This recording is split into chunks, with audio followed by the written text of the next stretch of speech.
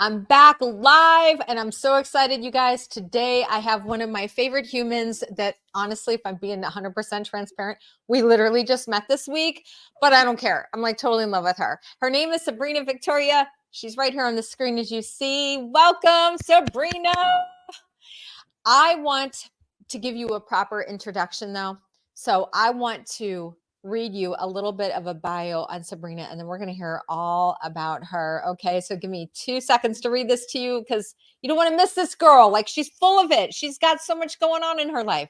So Sabrina went from a struggling single mom to escaping a 13-year narcissistic abusive relationship. I know how many people in here can say that, right? Yes. Sabrina's tenacity and her optimistic spirit has inspired fans worldwide and helped endless amounts of people break through and discover their own untapped talents and immense potential. She's my kind of girl. Now she's the creator and the CEO of Human Better 365, a human transformation company, creator of Sober Society and Her Nation communities, and the talk show host of her talk show. Sabrina is dedicated to giving people the tools they need to rise and be a better human and do better. She is also a speaker, an entrepreneur, and an author. Please help me welcome Miss Sabrina. Okay, I'm bad at it. Listen, when Rob does these lives, he goes, check, check, check 1, check 2. I don't know, but he's not here, so I'm going to have to do it. Welcome in, girl. What's up, Carrie? How are you? I'm so good. I'm so grateful that you said yes to coming in the Facebook group, Question the Drink. And for those that may not know you, they're not going to know your story, obviously. So when we recorded a podcast together on your show, you had confided in me beforehand that you were also sober for a number of years. And I was like, wait, what? I don't know how I missed this. Like, I don't know where. And I didn't know this whole story. So I would love for you to share where you were and where you are now. Like, how did you get from A to B and all the things in between? Yeah, for sure. I love sharing my sobriety story because it's so non-traditional. And because I didn't even know I was getting sober. Like, I didn't even what was going on. I just stopped drinking, and then it became like I turned around and I was like, oh, I guess I'm sober now. I don't know.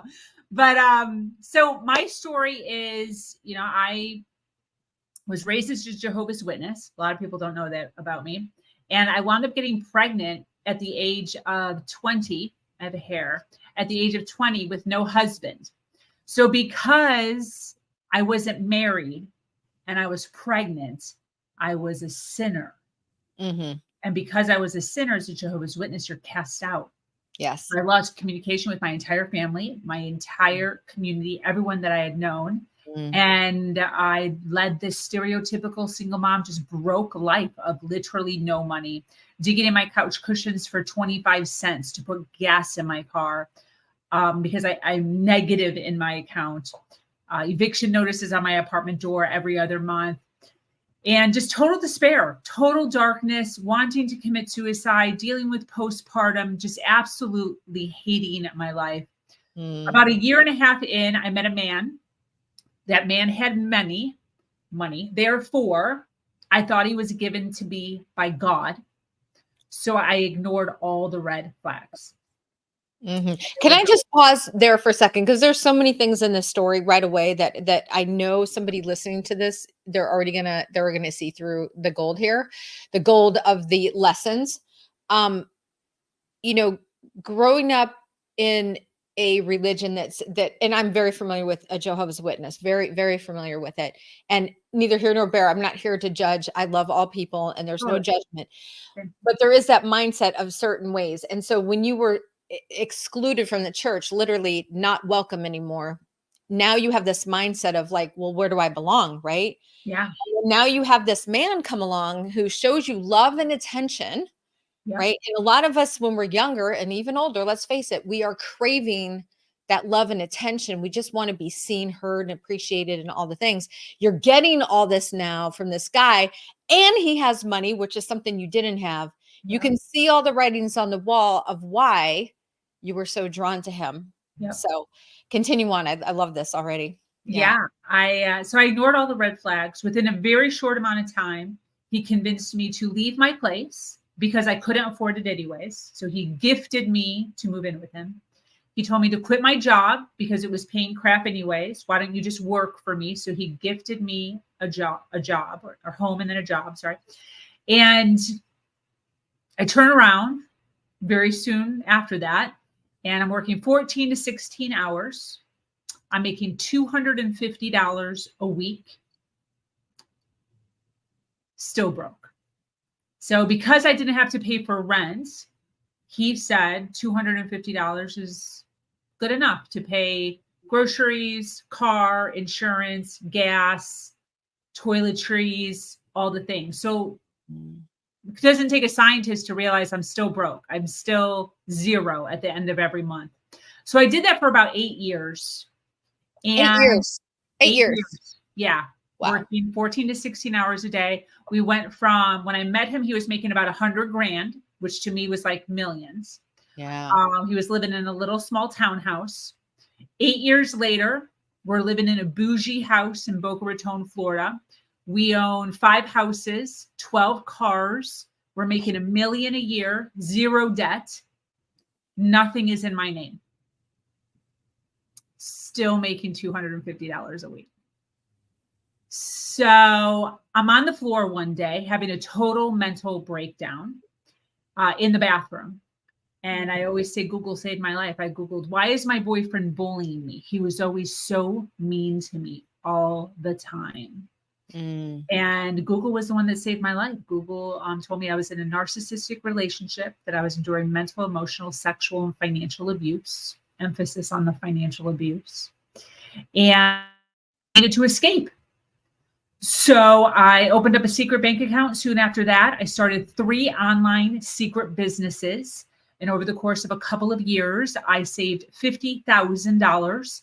And I literally just ran away one day. I took my son, our clothes, and my bicycle. That's all I took. I left behind a beautiful home in Boca Raton, a beautiful, fully loaded white BMW, and handed everything in and literally started all over again with a mattress on the floor.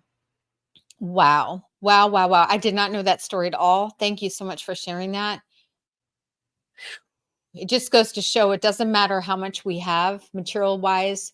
It doesn't matter. It's how we're feeling inside, how we're being treated. And it's like beaten down, being taken advantage of through the eyes of a falsehood, and thinking that this was love. You were being taught, when you were young, right? So you're being taught and shown this is the meaning of love, but you knew better, and you started some businesses on the side and created and had enough money to be able to escape. That's incredible. Yeah. So my sobriety story happened about a year into meeting him, maybe a little less. He would, when I would go to his house, he would hand me every single time a rum and Coke. It was always way more rum than Coke. And it was always in like a big gulp glass.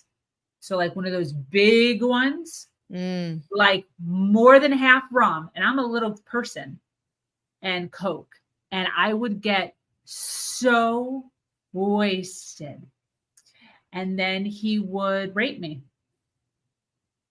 So I'd wake up in the morning, bloody, bruised in all the areas. And he would tell me that I asked for it. He would tell me that I liked it. He would tell me that I begged for it. And that went on for quite a few months. I was already living with him by the time I was starting to recognize that it was the alcohol. Because you're on alcohol. Like, you're numb to it. Yeah. Again, you don't even know what's going on. Half the time I'm freaking passed out. So one day, it was a Saturday. I didn't know to keep track because I didn't know about sobriety. But one Saturday, I went to his house. He handed me the normal rum and Coke, and I refused. I just said, no, thanks. And he drank it. He didn't even put up a fuss, which was interesting. He drank it. And then we went out, which is what we would do sometimes. We'd go out, we drink more. So we went out, and I was completely sober. I had a great time. And I just did it again the next weekend, did it again the next weekend, did it again the next weekend, and just kept not drinking. Now, the issue is, and the story comes into play, because the alcohol was a huge component in me not feeling rough sex. So I was already living with him. I was already taking advantage of him as a single mother with no money. So when I sobered up, I no longer wanted or appreciated rough sex, or could pass out, or I could feel everything now. So then I was accused of lying to him, of like, saying I was one thing and being another, which, yes, but like not purposely, So having to keep up the same sexual routine sober. That's really hard. Crying. And so the sobriety really comes into effect because I endured that entire relationship of over a decade of mental, emotional, sexual, and financial abuse, all of the ups and downs, and being told I was stupid and dumb and ghetto and poor and single mom and nobody wants you anyways, and you don't have a college degree, every single day, all day long. And the amount of times in my head when I just wanted to numb out, I just wanted to drink, I just wanted it to be over, I just wanted to forget everything, I just wanted to, all the things of what alcohol does for you. And choosing, right? Because we're not trying to say that like anybody who goes back is bad, but just me choosing to be strong in what I know now as sobriety. Yes. Snaps up. Let me tell you something. You just said something so powerful. You chose it.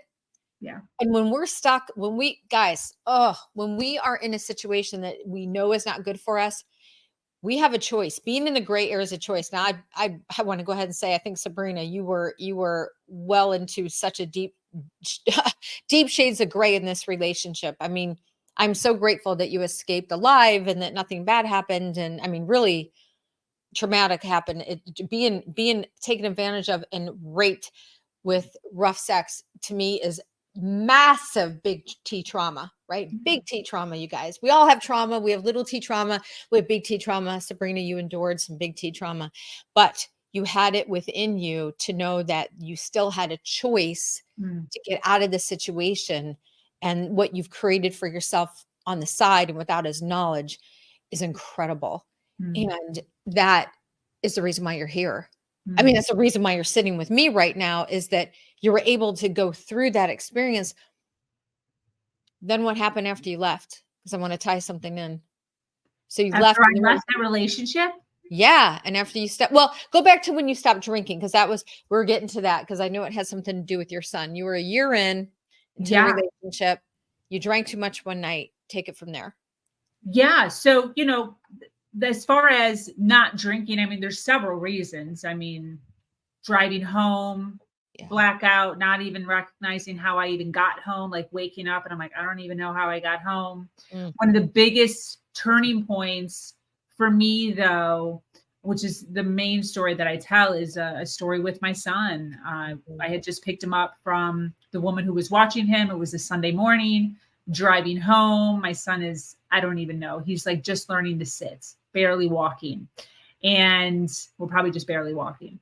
And so we're on the floor and we're playing Legos. I'm like, let's sit down and play the big Legos, and he's sitting down and he's playing Legos and I am playing Legos and wind up just passing out. And I don't know if I was passed out for 10 minutes or 2 hours, but I'm hungover.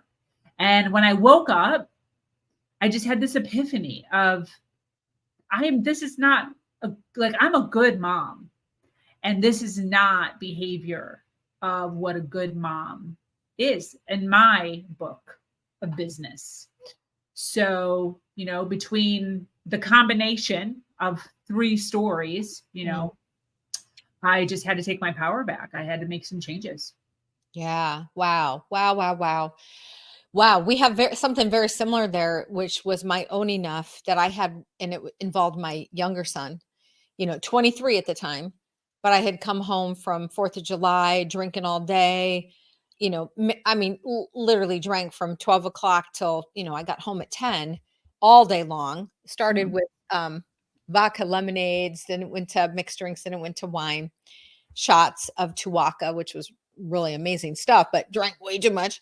Ended up in the pool with my bra and underwear on. I mean, it was one of those parties, right? I come home and my son said, "Wow, mom, you're so trashed," and made some comments about me drinking too much. And I literally spewed back some very unfavorable words to him, words that no mother should ever say Wow. to their kid. And the next day, he reminded me of what I said to him at the dinner table. And the moment he did,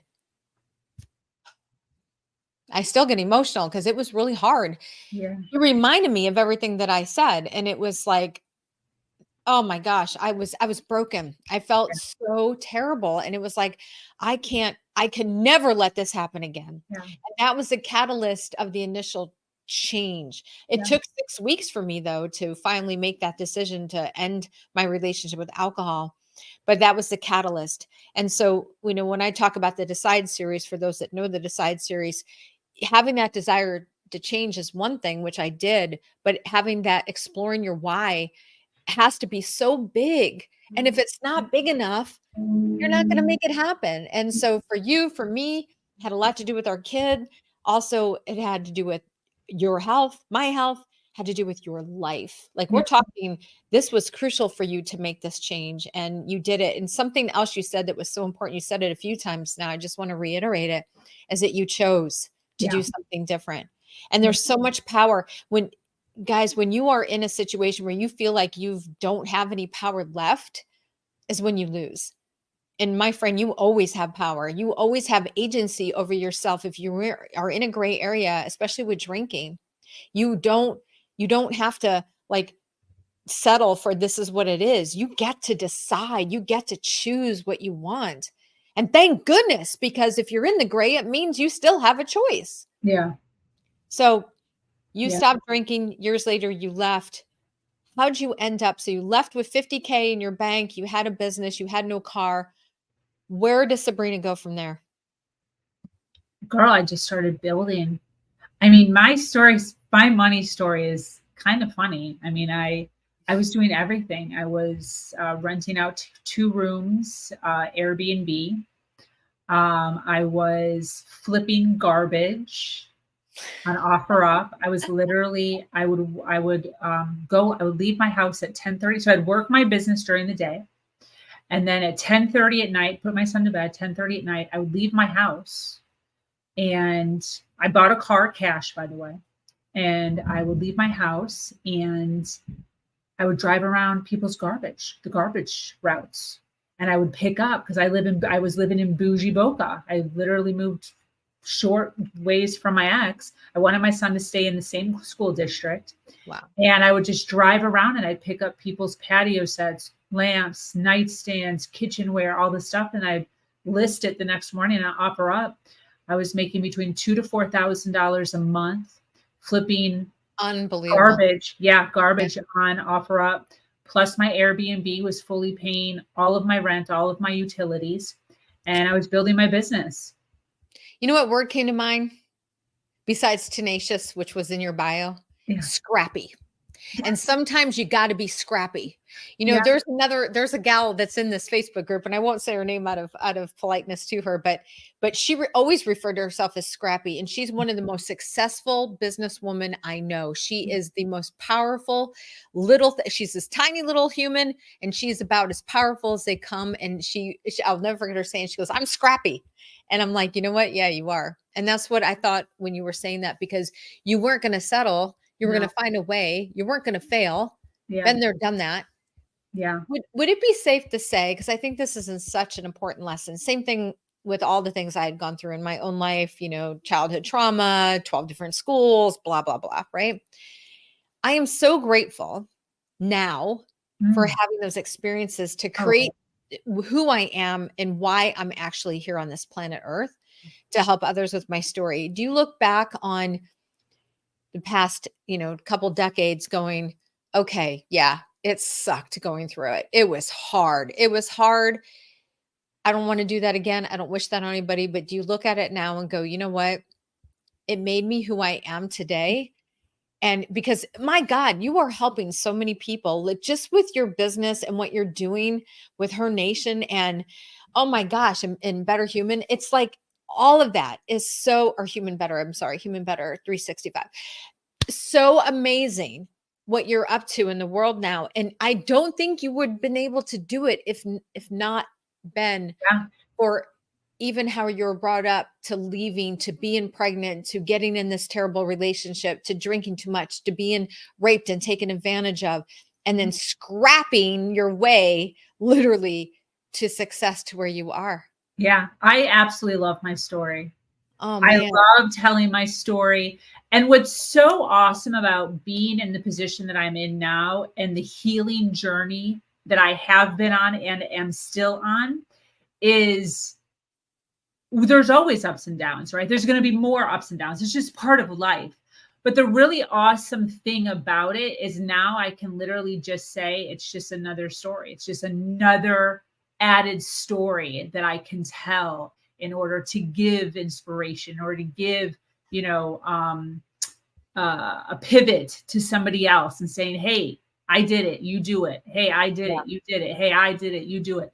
And that's what people like to hear. I always joke that when I was in that relationship and I was just learning about personal development, right after I did that Google search, I dove headfirst into Joe Osteen, Tony Robbins, Lisa Yes. Nichols, Barbara Cochran, Ah, Les Brown. And I oh, always joke, minus Les Brown, but I always joke that women didn't save me. It was actually white, old, balding men wow. saved me because I would constantly be diving into Google motivational speakers, inspirational speakers. I was Mhm, constantly looking for stories of inspiration. And mhm. at that time, which it's starting to turn, but at that time, men were the number one Google search. You Google that up. Google was number one, 100 men before you get to a man or before you get to a woman.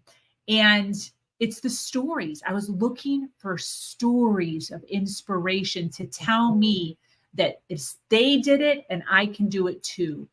And that's what really got me to it. And that's why I love my story because it's like, Mhm, hey, listen, I am absolutely no different than anybody else. mhm. I am not college educated. I was a single mom at the age of 20. I literally came from 25 cents in the couch cushions for real. And Yeah. I've gotten to where I am now. And I appreciate it. I just appreciate it. Yeah. What kind of car do you have now? Just curious. Oh, girl, you don't want. You can say it if you want. No, I'm driving a Honda right now. You know what's so funny about this? I love Hondas. I was just telling this story. I was in my mastermind yesterday, and we were talking about how much money people spend on things. We're talking about imposter syndrome and how everything is Yes. worth a certain amount. People find necessary and people find as luxuries. And I'm Mhm. like, if you knew how I lived, you would probably just be like floored because I have over a $4,000 king size Tempur-Pedic Luxe mattress that I sleep on. Amazing, right? $5,000 Amazing. on just my bed and mattress, just my mattress. And I'm like, my Vitamix that I blend with is an $800 blender. Like there are things that I just splurge on. But then I was like, but if you saw me pop up and drive up to your house in my Honda Pilot, you would be dying because there are certain things right now in my Yeah. life that I value as necessary and things that I value as Don't. luxury. And where I am in my business right now, there Yeah. are certain things that I absolutely spoil myself with. And then other things that other people might be confused about that I don't. So I actually was just talking about that, but I I love that. I love that. And listen, I love Honda Pilots, right? So all good, all good. And the only reason why I asked that, I thought, well, I wonder where, what she's driving down that she gave up her Girl, luxury I'm in living order to in do Boca it. Raton just to live here. It's like, It's, okay, it's like Whole Foods, right? It's like Boca Raton, Whole Foods, it's the whole yes, thing. You just, yes, yes, get money, there you go. You give it away, right? So yes. Yeah, I hear you on that. Well, wow. I am so happy and proud of you and how far you've come. And, when you were talking about some of the people that inspired you, I'm thinking about like everyone knows who Tony Robbins is and Les Brown.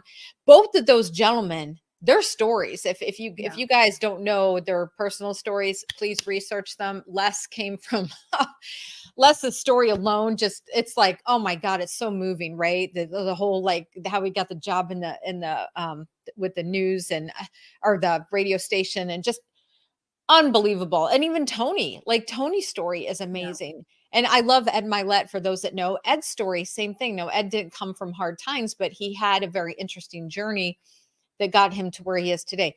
And Oprah's story, Oprah. same thing. She just, my goodness, right? So the people that we look up to the most, they had a pretty interesting story to get to where they are. And I sometimes think that God allows us to experience things so that we get to a place where we are so we can share and inspire others and we become stronger, that we lean on the faith that life is always working for us no matter how down and out it might seem in the moment. When you're in a valley, I heard this I think it was Joel Osteen, as a matter of fact, it was somebody recent, that when we're in a valley, we're always surrounded by two mountains. Hmm. Right. And so we know that it's coming. It's just like we have these ebbs and flows through life. I mean, I just went through a pretty significant valley in my own life. And it's like, but I know I've been doing this, 56 years. I know that the mountain is right there and I'm halfway up and almost to the crest at this point, and I know this and I feel it. And so don't give up, because no matter how hard it seems, no matter where your life might be right now, it's stories like Sabrina's and stories that you've heard from other people that will continue to inspire you, because guess what? They're showing you evidence. It's evidence. If they could do it, why can't you? And it is a choice for you to be in a gray area, wherever it is, whether it is with alcohol or something else going on in your life. You have that choice. You have the power within you to tap into it. And if Yeah. you need help or inspiration, this is why we're here. So Yeah. reach out. We're happy to help you with that. I am Yeah. so inspired by you. I had Thank no idea, like when we shared, when you had me on your show the other day. If you haven't caught that, guys, it's in the recording below here somewhere on this page. You'll see it. It was a really, really good time talking with you and sharing a little bit about my story as well. But I knew then, I'm like, man, this chick is like my kind of girl, right? Like, really found you so fascinating and just what you're up to in the world. And now hearing your story is just, you really touched me today. And I thank you for sharing that.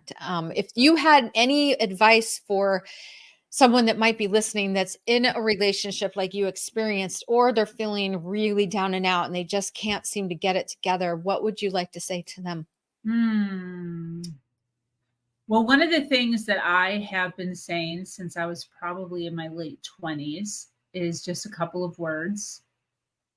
And that is, everything is going to be okay, with a pause, because you've been through so much. There's been hard times and you made it, and you're here and you're alive and you're listening to this. And because you're here and alive, you've gone through some stuff, and you can go through this too. One of the things that I used to do when I was going through my suicidal thoughts, and you can liken this to drinking also, there was this bridge that I would cross over when I worked in Pittsburgh, Pennsylvania. This is beautiful bridge. Pittsburgh is known for its bridges. And I was in such hard times throughout that relationship, literally every single day, that every day I crossed that bridge on my way to our office, I would think to myself, all I have to do is just turn my wheel just a little. Mm-hmm. My car would fly off. And all of these things, all of these issues, all of this stuff would just go away. And I could just be calm, and I could just be quiet, and I could just be silent, and all of this horribleness would just go away. And I used to say the same thing to myself. After that thought, I would say to myself, I can always do it tomorrow. I love that. Keep And getting up, right? Yes. It's like, if I can't get through today, if today is so bad that I can't get through today, I can always flip my wheel tomorrow. And then tomorrow would come, and I had the same exact thoughts. And I would say the same exact thing to myself. If I can't get through today, I can always do it tomorrow. And it's the same exact thing with alcohol. It's the same exact thing with alcohol because it is a choice every single day. It's a choice every single day on whether or not you're going to turn that wheel or you're going to pick up that drink. And you can choose to just wait until tomorrow. And for me, tomorrow is now, 17, 18 years. I don't know about you guys, but can you feel that? Can you feel that? I think a lot of us, including me, have had those same thoughts driving. And what would it take? Just the turn of the wheel. And there's always another day. And if you just keep getting up and you keep trying, you're not going to fail because no one wants to really die. No one does. No one wants to. The only thing you want is for the pain to end. And there is a way out. There's a way out. Reach out for help, whatever that looks like. And if you want to reach out to me, if I'm not the right fit for you, I will find you the right fit. I 100% will. I'll do whatever I need to make sure you're taken care of. So thank you for sharing that. Thank you for being so vulnerable. And a couple, we'll leave on some high notes here. We'll start winding this down. You are now in an amazing relationship with a great guy named Dane, like the dog, D-A-N-E. That's what she said to me. His name is Dane, like the dog. I started laughing, which we've connected on Facebook. So yeah. So you're super happy. Life is good. You're in a good place, right? Yes, 100%. Yeah. Sober. He's also sober. Yeah. And living our best life down here in South Florida, enjoying every single day, the sun, the sunshine, the beach, and living healthy, healthy and vibrant. And you know what happens when we live healthy? It changes everything. It changes our vibration. It changes how we show up for ourselves and for others. And so questioning the drink is about, yes, question the drink, but it's also question your sugar habit, question how you show up for your loved ones in your relationship, question how you're speaking to your kids, question how you're showing up to work and how you're speaking to those that you work with. Question how you treat the mailman that's coming, that's out there doing the best he can, right? Yeah, it's exactly. Question everything that's going on in your life and be intentional. And that's my message for you. Sabrina, if somebody wants to get a hold of you, learn more about you, what is the best place that they can go? The easiest is just my name, sabrinavictoria.com. And then all of my communities and all of my social media is on there. Easy peasy. Yeah, I should have had that ready to banner go through. And I will say, guys, I'm going to put a banner down at the bottom. If you have not yet picked up Think Through the Drink, it is a free mini course. It's 4 videos. If you are in that space of questioning your relation with alcohol, you want to know, like, how do I stop at number 2, number 3, where it happened to my off switch. You're trying to understand some of the questions you might have. This is the perfect place for you to begin. It's free, and I know it will help you. You can go to greattonic.com/TTTD for Think Through the Drink. Okay. Sabrina, I bet you get that a lot, right? All the time. Yeah. Sabrina, thank you, my sweet friend. I really appreciate you spending time with us, and we look forward to seeing you again. We'd love for you to come back. Maybe have Dane next time. I'll bring Rob. We'll do a double date here on the Question the Drink, and that would be so fun. We would love that. Yeah, we should totally do it. We have not done it yet. Rob and I have gone live multiple times together. He likes to take over the mic. He just pushes me out of the way like I'm not even here.